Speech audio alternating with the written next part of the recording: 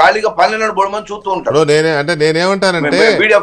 నేనేమంటానంటే పురంధరేశ్వర్ గారు, లేకపోతే ఇంకా పైకి వెళ్తే నడ్డా గారు, ఇంకా పైకి వెళ్తే అమిత్ షా గారు, ఇంకా పైకి వెళ్తే మోదీ గారు, వీళ్ళు ఎవరైనా టీడీపీనో జనసేననో ఒక మాట అంటే, లేదా వైసీపీనో వాళ్ళ నోటి నుంచి ఒక స్టేట్మెంట్ వస్తే దానికి వెయిటేజ్ ఉంటుంది. మధ్యలో వాళ్ళు ఇప్పుడు మీరు కూడా ఎన్నైనా మాట్లాడవచ్చు, బట్ రేపొద్దున ఏమన్నా అయితే ఏమంటారు, అది రఘు వ్యక్తిగత అభిప్రాయమయ్యా అనేస్తారు, సింపుల్. అట్లాగే ఇప్పుడు కూడా టీడీపీలో కూడా ఎవరైనా అన్నారు అనుకోండి, అవును అతని వ్యక్తిగత అభిప్రాయం, అది మా పార్టీ అధ్యక్షుడు ఏమైనా అన్నాడా అని మాట్లాడతారు. సో అందువల్ల వాటి గురించి వరి అవ్వాల్సిన అవసరం లేదు. కాకపోతే బీజేపీకి మిగతా పార్టీలో ఒక తేడా ఏంటంటే అందరూ ఒకటే లైన్ లో మాట్లాడతాం. ఇక కొత్తగా వచ్చిన ఒకళ్ళిద్దరు ముగ్గురు పాప ఏదన్నా తెలియక మాట్లాడుతారేమో కానీ భారతీయ జనతా పార్టీ ప్రధానమంత్రి దగ్గర నుంచి నడ్డా దగ్గర నుంచి గ్రామ స్థాయి కార్యకర్త గ్రామాధ్యక్షుడి వరకు ఒకటే మాట మాట్లాడతాం. మీరు ఎక్కడైనా డిఫరెన్సియేషన్, ఎక్కడైనా వేరియేషన్ చూపించండి, ఎవడన్నా ఉండదా? మిగతా పార్టీలకి మాట్లాడతాడు ద పార్టీ విత్ డిఫరెన్స్ అంటే మాదే, ఖచ్చితంగా మాదే. సో నేనేమంటానంటే ఇలా జరుగుతున్న దాన్ని బీజేపీ మీద మళ్ళీ ఒక్కసారి బురద. జ్యుడిషియరీకి బీజేపీకి ఏం సంబంధం అండి? అక్కడ ఏం జరుగుతున్నాయో మాకేం సంబంధం? ఇప్పుడు బీజేపీ ఇరికించడము, మోడీ కేంద్ర ప్రభుత్వం చేస్తుంది, బీజేపీ చేస్తుంది చెప్పడం, ఇదంతా దారుణం, ట్రాష్ ఇదంతా. ఇంకోటి ఏమంటారంటే అసలు ఇప్పుడు 2019లో చంద్రబాబు తెలుగుదేశం పార్టీ తెలంగాణలో కాంగ్రెస్ తో వెళ్ళింది, ఓడిపోయింది, ఘోరంగా వాళ్ళు ఘోరపడ్డారు, వీళ్ళు భంగపడ్డారు.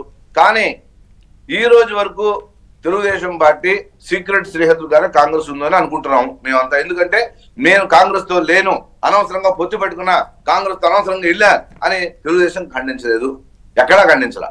అంటే అప్పటికి కమ్యూనిస్టులు కాంగ్రెస్ బయట వెయిట్ చేస్తున్నారు, ఎప్పుడు డెసిషన్ వస్తుందేమో మరి రెడీగా అయిపోదాం అని వాళ్ళు చూస్తున్నారు. ఏమంటే జగన్మోహన్ రెడ్డి చేసే ఏమో ఏపీలోనైతే అందరూ కాదు, ఏపీలోనైతే అందరూ జగన్మోహన్ రెడ్డి కాదు, ఆంధ్రప్రదేశ్ లో దాంట్లో ఎలాంటి తిరుగులేదు. మా అధ్యక్షురాలు స్వయంగా గత అధ్యక్షుడు కానీ ఈవిడు కానీ ఇప్పుడున్నటువంటి పురంధరేశ్వరి గారు కానీ అనేక ధర్నాలు, అనేక పోరాటాలు చేస్తున్నారు. ఆవిడ ఇవాళ కూడా చేస్తున్నారు. గతం గురించి ఎందుకులే కానీ ఇప్పుడైతే ఆంధ్రప్రదేశ్ లో కాదు, ఈ ప్రభుత్వం అమరావతి కాదు 3 రాజధానులు అంది.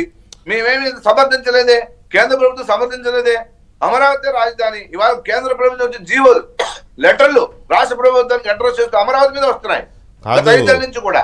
కాదు రఘు గారు, ఒక మాట రఘు గారు, ఇప్పుడు గతంలో మీ పార్టీ నాయకులు, పార్టీ నాయకత్వం ఏం చేసింది, రాష్ట్ర నాయకత్వం, వాటి గురించి వద్దులే ఇప్పుడు. కాకపోతే ప్రస్తుతం ఉన్న పరిస్థితుల్లో బీజేపీ మీద రాళ్ళు పడుతున్నమాట వాస్తవం, మీరు అన్నది నేను కూడా ఒప్పుకుంటా.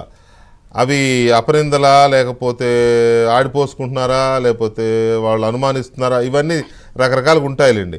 కాకపోతే ఆంధ్రప్రదేశ్లో మాత్రం మీరు అన్న కాంగ్రెస్, కమ్యూనిస్టు ఇది లేదు.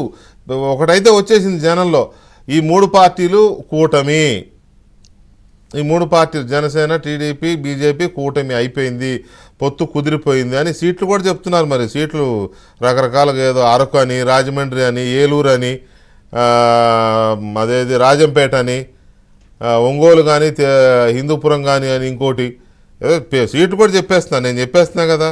వీటిల్లో 3 పక్క, అరకు, రాజమండ్రి, అరకు, ఇది ఏలూరు, ఈ 3 పక్క నాకు తెలిసినంత వరకు, రాజంపేట కూడా అఫ్కోర్స్. ఇది ఈ సిచ్యువేషన్ నడుస్తున్న టైంలో ఎక్కడ తేడా వస్తుందంటే, యు ఆర్ రైట్, ఎక్కడ తెలుగుదేశం పార్టీలోని ఒక సెక్షన్ బలమైన, అంటే మెజారిటీ బలమని కాదు, ఎక్కువ మంది, అలాగే జనసేనలో చాలామంది కింద స్థాయి కార్యకర్తలు, సెకండ్ గ్రేడ్ లీడర్షిప్, లేకపోతే తెలుగుదేశం పార్టీని ఇష్టపడేవాళ్ళు, మీరు అన్న సింపథైజర్సు, జనసేన సింపథైజర్సు, ఇలాంటి వాళ్ళు మాత్రం బీజేపీతో పొత్తు లేకపోతేనే మంచిది అనే ఒపీనియన్ అయితే ఉంది. ఎందుకు అంటే ఇవి కారణాలు. దానికి కారణం ఎవరు అంటే టీడీపీఓ ఇంకొకరో కాదు, విజయసాయిరెడ్డి అండ్ అదర్స్. మేము చెప్పే చేస్తున్నాం. ఎప్పుడన్నా రఘు వచ్చి ఖండించాడా? ఎప్పుడన్నా మీ వీర్రాజు గారు వచ్చి ఖండించారా? ఎవరు ఖండించారు? ఏనాడు ఏం చెప్తున్నావా, మాకు సంబంధం ఏంటి, నువ్వు ఎప్పుడన్నా మాకు చెప్పి చేస్తున్నావు, నువ్వు చేసే ఏదో పనులైనా మీరు అన్నారు ఎవరన్నా? No body. ఖండించకపోలేదు, చాలా మంది జిల్లాల్లో కూడా ఖండించారు, రాష్ట్ర నాయకత్వం కూడా తమలపాకు తలుపు చెక్క అన్నట్టుంటే లేదు, ఖండించారు, ఖచ్చితంగా ఖండించారని చెప్పదు. ఇంకోటి ఏంటంటే ఇప్పుడు జ్యుడిషియరీని కూడా రాజకీయాల్లోకి లాగుతున్నారు. అది దారుణం. అది ఎవరైనా సరే ఎంత మేధావి అయితే ఉండొచ్చు, మేధావితనాన్ని ఆయన జేబులో పెట్టుకోనొచ్చు. అంతేగాని ఇంకొకటి ఏబిఎన్ చాలా విషయాలు అంటే భారతీయ జనతా పార్టీ విషయాలు తప్పించి మిగతా రాజకీయాలు షర్మిల గారు లేకపోతే ఇంకా వైసీపీలో ఏం జరుగుతోందో, తెలుగుదేశంలో ఏం జరుగుతుందో, కాంగ్రెస్ లో ఏం జరగబోతోందో చెప్పేవి ఏబిఎన్ లో అన్ని కరెక్టే, అన్ని నిజమవుతున్నాయి కూడా. రాధాకృష్ణ గారు తెలివితేటలో లేదా మీ టీం వర్క్ మొత్తం మీద బాగా జరుగుతున్నాయి. ఎక్సెప్ట్ బీజేపీ మీ గురించి మనం ఏబిఎన్ లో ఏం చెప్పినా అది జరగట్లేదు. అది మాత్రం వాస్తవం. మిగతా పార్టీలు మీరు చెప్పినవి జరుగుతున్నాయని చెప్తున్నా. చెప్పండి. చాలా జరగలేదు. నేను ఎందుకు మళ్ళీ అన్ని చెప్పడం బాగోదు, నేను చెప్పడం లేదు. ఖచ్చితంగా చాలా జరగల.